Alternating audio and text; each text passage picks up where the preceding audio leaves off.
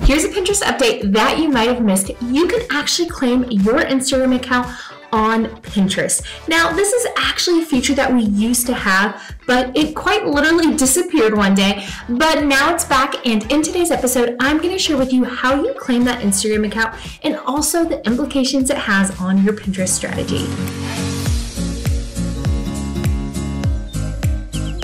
So before we dive into the how you're going to claim your Instagram account on Pinterest, because I am actually going to get on my Pinterest account and show you the very simple steps you'll want to take today if you want to claim that account, I want to discuss with you Pinterest strategy. So I'm going to give you a few tips when you are thinking about connecting your Instagram account and what this could mean in terms of where you're directing pins and your overall Pinterest strategy. So Pinterest is a visual search engine. People come to the platform because they are actively looking for solutions to their problems. Once people or the pinner has entered in their keywords in the search bar, what they see next are pins, and those pins should inspire them. And it's really the business owner's opportunity to hook in their audience through those pins. Now, where the magic happens, and I teach my students this, I share this with business owners, where the magic happens is when the Pinterest user leaves the platform. Now, one thing that is so amazing about Pinterest is that it is a visual search engine, and it really serves a unique purpose than social media. Because it has that search engine aspect, the content lasts so much longer. So instead of lasting a mere hours, days, or even weeks, it can last for months and even years. So it's such a powerful platform. And I've had crazy things happen where I've had pins take off and gain traction 6 months after they were published. That would be something that just would not happen on social media. So it is an amazing platform, if you can't tell through the passion I have when just talking about Pinterest. But there are nuances to Pinterest, and I want you to understand some of these nuances when you are thinking about using Pinterest and possibly directing traffic to Instagram.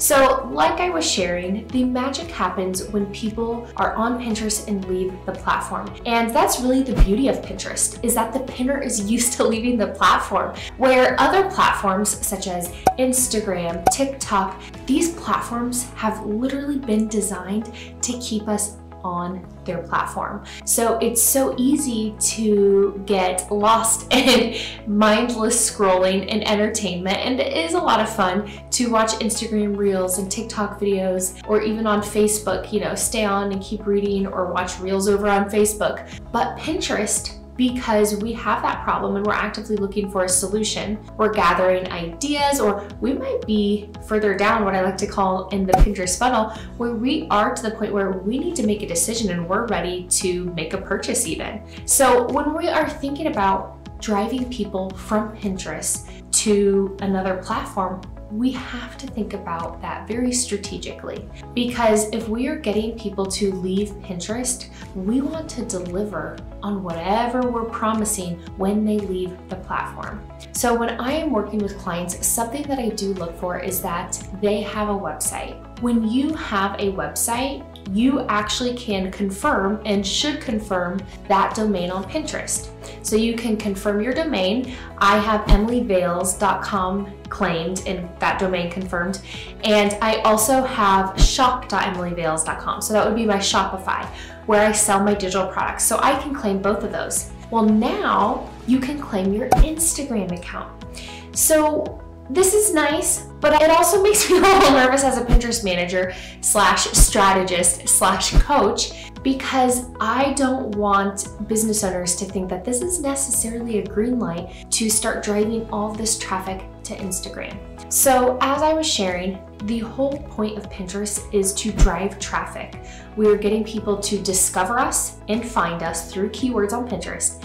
And then we want them to leave Pinterest to go to our website, to go to our products, to find our services, because that is where we are going to make money for our business. We need eyes on our blog posts. We need people to click our affiliate links. So that's the beauty of Pinterest, is that we get people to leave the platform, and the pinner is used to doing that. They're used to leaving Pinterest, so that's not an abnormal ask of them. So they're used to leaving the platform, but we have to strategically think, once they leave Pinterest, have I made it clear what I want them to do next? So I have a Pinterest course called Pinterest Marketing Magic, and it is a totally comprehensive course, meaning that you could know nothing about Pinterest and take the course, and by the end, be confident in marketing your business on Pinterest. And one thing that I really hit on in my course is that you can drive traffic all day long, but unless you have a plan for how you are going to convert that traffic, it's not helpful for your business. So this is where Instagram kind of ties in here. When we are driving traffic to Instagram, what action do we want them to take once they get to Instagram? Because there are people who are influencers and they need views, they need likes, they need comments, and that can help build engagement. But I want you to keep in mind that when people leave Pinterest and go to Instagram, it's a very different experience. Most Pinterest users are used to going to a website. That's just typically what they receive when they click through on the pin. So when they click through and they are prompted to go to Instagram or to open an app, it's a very strange user experience, and it's not uncommon for people to click away because it is a little bit of a different user experience. Now, that's not to say that everybody's going to immediately click away. People might go and engage with your content on Instagram. So when you are thinking about sharing that Instagram content on Pinterest, it's very important that you have some foundations in place before you drive traffic to Instagram. So the first foundation being that you need to make sure you have your content properly optimized. I do have other videos, other YouTube episodes about how to use keywords on Pinterest, how to find those keywords that you want to rank for your business. Also how to create, this is actually one of my more recent episodes, how to create scroll stopping pins, because you need to have those foundations in place in order for those pins to even stand a chance. And what I mean by those pins to stand a chance, those pins that you're directing to Instagram. So you would never want to auto-publish your Instagram content to Pinterest. And in a minute, when I show you how to claim your Instagram account, I'm going to show you that there is the option to auto-publish, but whatever you do, do not do this because it's not going to be properly formatted, and it's also not going to be keyword optimized. So if you are going to take Instagram content and essentially create pins for Pinterest and then direct it to that Instagram content, you're gonna wanna make sure that you have properly formatted those pins. So you'd wanna make sure that it's a 2:3 ratio, you have text overlay, you have an image or a video that catches your audience's attention, you're using keywords. You'll learn all about that in that episode on how to create scroll stopping pins. But once you have that properly optimized, you also wanna make sure that you have an optimized title and description for Pinterest. So even if you are ultimately directing that pin to Instagram, you're not taking the Instagram content and putting it on Pinterest, okay? So if you want to direct pins to Instagram, you need to first properly format the content, the title, the description, all of those important pieces before you send that traffic to Instagram. And that's really gonna give it the best chance to perform well. Now, the second thing that I want you to think about is the type of Instagram content you're sharing on Pinterest. So if you are going to direct your pins to Instagram, I highly recommend directing those pins to a specific piece of content, whether that be a carousel post or a reel or a static image, and not just to your Instagram profile. Because when people go to your Instagram profile, it's honestly a little bit confusing. You're like, okay, most people honestly are not just going to follow you because you directed a pin to your Instagram profile. They are looking to follow people that they like, know, and trust, and that they want to see more of their content. So I actually highly recommend, if you are going to direct traffic to Instagram through your pins, to select a specific piece of content that is going to serve your audience on Pinterest. So when people are searching on Pinterest, they are typically looking for educational content, tutorials, DIYs, how-tos, inspiration. They want something. They're not looking for funny trends or randomness of what you're doing for the day, or your daughter's piano recital from Friday night. On Instagram, we are sharing bits and pieces of our lives, but then we also, business owners share not only personal information, but of course, business information and educational content. So it's important that you are being selective in what you are choosing in regards to what pins you're creating and where you're directing that traffic to on Instagram. So be strategic. I can't stress that enough. Now, the last layer that I want to discuss before we actually go to Pinterest and take a look at how to claim that Instagram account, I want you to keep in mind that when you are directing traffic to your website, that content is actually indexed differently than content that you're directing to a third-party platform. So we don't own Instagram. We have an Instagram handle, but we don't own Instagram. And so I find for my clients, whether they have, and I have had clients who have had a Instagram account, an Etsy shop, a Teachers Pay Teachers shop, their own website, then also a Shopify website where they sell their products. And typically, if they have all of those things, where I'm usually directing traffic to mostly is their website and their Shopify, because like I said, those pins are actually indexed differently by Pinterest. So it's really just the most preferable option in terms of where you're directing traffic. Does that mean you can't direct traffic to Instagram? Of course not.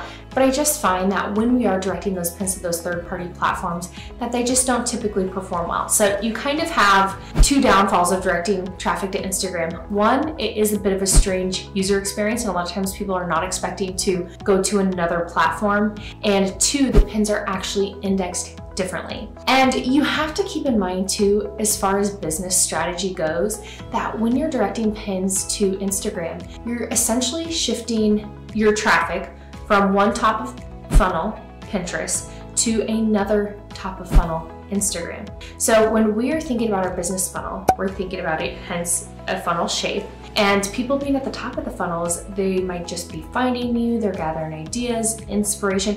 We're trying to get them further down that funnel where they are into that decision-making process and deciding, do they want to buy from you? Do they actually want to give you their email address and sign up for the free offer you have? And when you're taking people from Pinterest, where they're in search and discovery and potentially getting further in that funnel, to Instagram, it kind of keeps them at that higher point in the funnel. And we want to get people further down. So you have to think about that too. When you're shifting that traffic to Instagram, are they ultimately getting closer to that decision-making process where they're deciding to buy from you or grab your free offer or book a call with you for your services? Because a lot of times, like I said, we're shifting our traffic from one top of funnel to another top of funnel. So that could also be kind of a downfall. Now, somebody who might feel a little bit differently is maybe somebody who's just an influencer and truly just relies on views, likes, and engagement to really build their business. But I also feel I have to share that I still encourage people to have their own website and have their own email list, because even if you are a influencer, if for some reason something happened with your social media account and God forbid you lose it, then you've lost all of that work, and that happens to people. People could have hundreds of thousands of followers and sometimes they lose their account. So these are some things to keep in mind, whereas with your website and with your email list, you actually own those things. So that's my spiel on driving traffic from Pinterest to Instagram, some of that strategy that I want you to really think about and keep in mind. But without further ado, what I said I was going to share and show you today was how to claim that Instagram account. So now that you have a bit more background information, you can process some of that strategy. Let's go ahead and dive into my Pinterest account so you can see how to claim that. Okay, so you can see we are logged in my Pinterest account. I should mention that if you want to claim your Instagram account, you need to make sure that you have a Pinterest business account. If right now you have a personal account, if you would like to, you can actually convert that personal account to a business account, and it's free to do. You can actually go back and forth. So if you convert it to a business account and for some reason wanted to go back to a personal account, you could do that. But if you want to set up a business account from scratch, then like I mentioned, that is free to do, but you will need to have that set up. And then what that does is it unlocks the ability to see your analytics, run ads, and Pinterest actually quite literally requires that you have a Pinterest business account in order to market on the platform. So once you have logged into that Pinterest business account, the first thing you're going to do is go to the top right-hand corner where it says accounts and more options. I'm going to click on that. And then I'm going to scroll down and click on settings. Once I'm in my settings, I am going to actually look at the left side here where it says edit profile, account management, profile visibility. We are going to scroll down to claimed accounts. I'm going to click on that. Now, I shared this earlier in the episode that I have Emily Vales, my website, claimed. You can see that here, emilyvales.com. If I wanted to unclaim that, I could unclaim that, but I want to leave these claimed. So I have emilyvales.com claimed. You can see shop.emilyvales.com, so my Shopify is claimed. And then you will see down here Instagram. And I had already claimed my Instagram account, but for the purpose of this YouTube episode, I went ahead and unclaimed it so that I could show you how to go through the very simple process. Now, something I wanted to mention that was so interesting, we actually used to be able to claim our Instagram, our YouTube, and even an Etsy shop. And it's so interesting that in my signature course, I had an episode on how to claim these, and it's always been a very simple process. But one day a student messaged me and they're like, I think I'm doing something wrong. I can't seem to claim my Instagram account. So I looked in my settings, I started doing some poking around, and we have literally lost the ability to claim all three of those channels, Instagram, YouTube, and Etsy. It was very strange. It just kind of disappeared. So unless I missed some big memo, but you know, I do receive the Pinterest creator updates. I read their blog, their newsroom. I report a lot of that to my students, anybody on my email list, so that they can stay up to date with those things. And it was never this big announcement or anything. Now there are big announcements that they make. For example, when they decided to do away with idea pins, that was a big deal. Not that this isn't a big deal, but I will say, I want you to understand that ultimately the ability to claim your Instagram account, that's not changing anything that I'm teaching my students to do, what I would tell other business owners to do, because when I was discussing the strategy, I'm honestly not a huge fan of driving a lot of traffic to Instagram. So I am going to show you how to go inside your analytics and filter that so you can see how well your Instagram traffic is performing. And it will be important to pay attention to that, because if you are going to drive any amount of pins to Instagram, you're going to want to keep an eye on how those are performing, because at the end of the day, that's going to give you more information about, are people even interacting and engaging with these pins and taking action. So we will look at that in just 1 minute, but I just wanted to share that once more, that this isn't really having a large impact on anything that I'm teaching. It is something that you can do, but at the end of the day, I prefer driving traffic to my client's website, their products, their shops, their lead magnets, that content that is what I find performing better on Pinterest. So without further ado though, let's go ahead and do this. So where it says Instagram, you are simply going to click claim. And what it's going to do is it's going to pull you over to Instagram. You will want to be logged into your Instagram account. And I am doing all of this on my desktop. So this is not on my mobile device. So I am on my desktop, I'm logged into Pinterest, I was already logged into Instagram. And then what I'm going to do is I'm going to click allow. And Pinterest actually, because I've done this a couple of different times to just show people, but Pinterest will actually send me an email that now my Instagram account is claimed. So you will probably receive an email, and that email would go to whatever email address you used when you were setting up your Pinterest account. So you can see now that it says unclaim.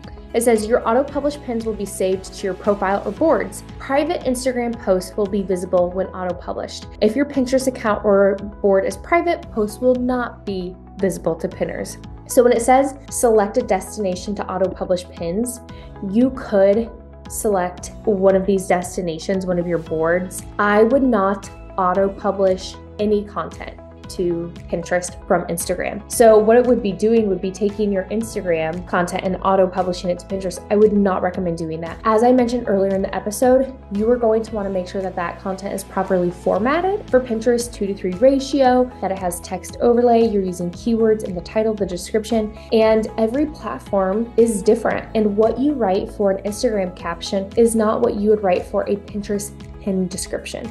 And if you're wanting to learn more about how to use keywords, how to write pin titles, pin descriptions, I do have a YouTube episode about that where I really break that down in depth. So I highly recommend watching that. I will make sure that that is linked in this episode, but I just wanted to share, do not do that. So no auto publishing. So you just wouldn't click allow. I never did that. And so I've not had that where my Instagram content is being auto published. So pro tip there, do not do that. And if you want to direct traffic to Instagram, create those pins. I like to use Canva, and make sure that they're properly formatted and optimized.